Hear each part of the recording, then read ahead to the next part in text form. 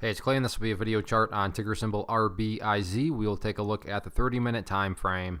Real quick, what do I mean by 30-minute in case maybe you're new to charts? Instead of each one of these candlesticks here representing 1 day's worth of price action, which is what you would normally see, each one represents 30 minutes. So while this here may look like several days worth of time, it's actually today's price action broken down into 30-minute time slices. I like to this time frame. I think it's a good job of telling the quote-unquote story of the price.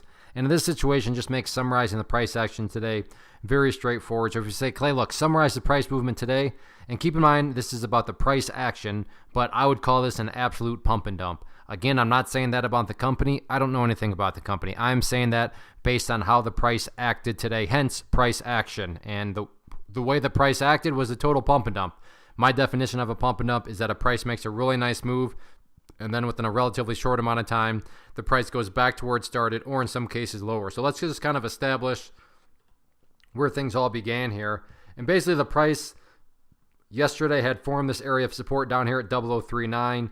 You go back through the history of things, and you can see on several occasions the price just did a good job of finding support right there, and that kind of acted as the bounce point. So let's go through the definition. Price makes a really nice move. Well, as we just established, it essentially started there, and then the price gapped up to right there, and then the price ran all the way up there. I'm thinking we can all agree that was a really nice movement from a price standpoint. Second part of the definition, within a relatively short amount of time. Considering all this happened in one single day, I think we can once again agree that this did indeed happen in a short amount of time. And then the final part of the definition, the price goes back to where it started, or in some cases lower. So again, we said it started right here, but you look at where the price ultimately closed, and not to insult your intelligence, but that's even lower than where everything began. So if that's not a pump and dump, I don't know what is. Now, am I saying that the price can never ever make another good move again? I'm not saying that at all.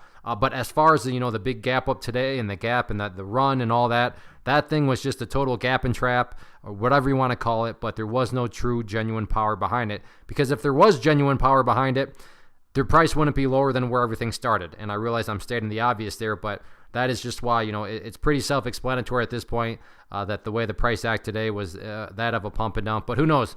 This is a penny stock, so maybe tomorrow things will start right back up again. Only time will tell.